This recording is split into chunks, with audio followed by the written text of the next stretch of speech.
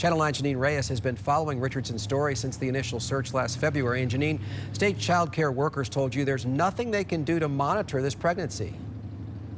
Greg, absolutely nothing, even though it was this very same time last year that police saturated this area searching for that newborn. They named the baby Willow because the placenta was found right here in the Willow Bend apartments. But even after that exhaustive 550-hour search, we learned there is nothing they can do with this pregnancy. Orlando police closed a case on their search for baby Willow last year. Clerks at the nearby 7-Eleven Susan Richardson frequents say Susan says the baby's dead. Well, we've asked her. She said the baby's in heaven. She told you guys the baby's in heaven. Mm-hmm. Today, with these violation of probation documents, we confirm that on January 20th, hospital staff found out Susan Richardson was 8 weeks pregnant. The documents say she's been living with her longtime boyfriend, Johnny Bryant. Why you keep coming to my house with that? Because she's pregnant again. I don't give a. Last year, he told us he and Susan gave away 2 of their children before. I told him that I could not speak about no 3 children. This time, he would not comment. Is it your baby? Is it your baby?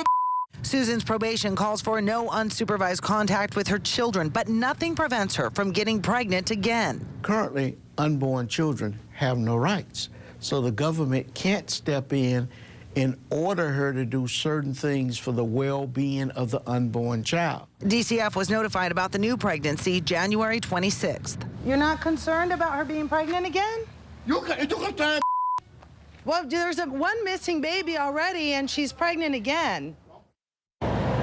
Now, Susan's probation officer has asked the judge to either keep her in jail or send her to a mental institution. In either place, she would get prenatal care. According to the documents we received today, she would currently be 13 weeks pregnant. We're live in Orlando tonight. Janine Reyes, Channel 9 Eyewitness News. I still have injuries like the back of my neck. Then I got 2 pins in my knees. 61-year-old John Taylor has been waiting for police to identify the large group of Howard Middle School students who attacked him on a Lynx bus. The battery happened on November 17th. The police report details how the students rushed onto the bus. The first little guy, he was pushing and putting me, hitting people with the ball, a basketball. Then when I shoved him back like this, the other guy shoved him to the side, and he hit me in my jaw. An OPD officer working extra duty for Lynx saw the attack in progress. His report says he saw Taylor wearing his Vietnam vet hat being punched by a student. Lynx bus video caught it all. He kicking me and punching me. The officer's standing right here and down on the floor. And I'm standing right here, right up under the camera of the bus. And this guy's hitting me, kept hitting me. Taylor tried getting the video. The bus company told me they didn't want to let it go because I called them. And I asked them, I said, can I get a copy of it? They said, no, we're not going to give you a copy. Lynx told us they do not release video because of state statute. They will release it to police when it's requested, though. Lynx in the last minute today told me that PD had to send a subpoena to them, which they received this morning and turned over this afternoon. That's because y'all got in contact with him. The attack put Taylor in this neck brace. Even today, he's recovering. Now, he's hopeful with the video, his attackers will be caught. I don't want this to happen to nobody else. And out here live tonight, we noticed there are cameras at the bus stop as well. Now, we learned late this afternoon that OPD now has video from the attack that happened here in November. They just received it today, so we will be asking police for that video tomorrow. As soon as we receive it, we'll be sure to share it with you. We're live in downtown Orlando tonight. Janine Reyes, Channel 9 Eyewitness News. Channel 9's Janine Reyes has been on the scene along Groves Drive all afternoon, and she joins us live right now.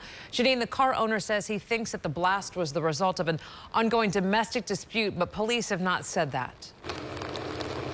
That's right, Martha, and another indication of just how strong that blast was. It sent glass flying from the front windshield and the back window. You can see some of it here in his front yard, even more of it up the street. But police do say when they got here there were no flames, and right now they are waiting on deputies to determine if this blast was even caused by a device. Everybody knows I take very good care of my car. Edward Smith Jr. told us he had a feeling his coveted car might be the target of an attack. This morning while in the shower, he heard the blast that sent glass flying across Grove Drive. I wrapped the towel around me. I came out. He says just yesterday he fought with his ex-wife and her boyfriend and even filed a police report. She had destroyed my phone yesterday. Called my mom on Skype and told her her and my dad to come around here and call the sheriff. This morning's call was delayed by a broken phone, and it ultimately prompted police to close down most of Smith Street, while Brevard County deputies brought in a robot to make sure the scene was safe. Now the investigation into what caused the blast begins. Neighbors are eager to find out. The blast sent some of them packing for 4 hours today. Others, just outside the evacuation line, spent the day on edge. You don't know if it was just a random act or what's going on. So I'd like to know more details so I could feel safe. Police are working jointly with the Brevard County Sheriff's Office to determine that. They say right now they aren't even sure someone bombed the car. They're looking into the possibility the blast could be mechanical. But Smith feels sure he knows who did this and why. I got the best of him in this fight, and that didn't make him look good. So his pride got in the way, and this is the result. And we need to reiterate that police say tonight they'll have to determine the cause of this explosion before they even begin seeking any suspects. Now, the Sheriff's Department will complete that portion of the investigation.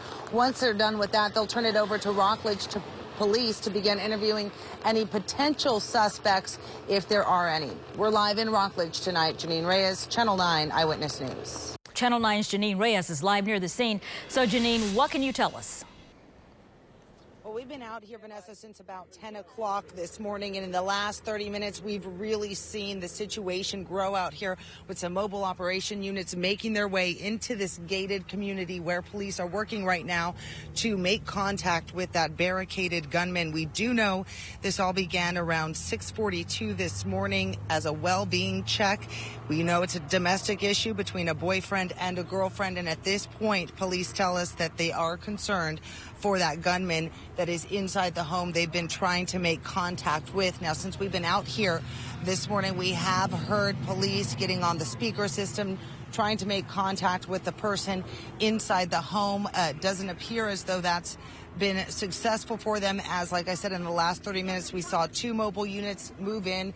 In the last 10 minutes or so, we saw the SWAT team gearing up to potentially make entry out here right now. Now, we have learned also in the last 10 minutes or so that Bridge Prep Academy did go into lockdown. When we got here on scene and spoke to them this morning, the school was not on lockdown. It is now.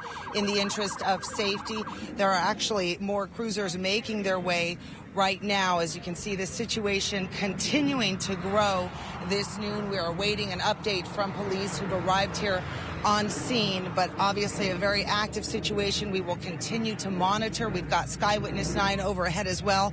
We'll bring you the very latest updates as soon as they're available. We're live in Orlando. Janine Reyes, Channel 9 Eyewitness News.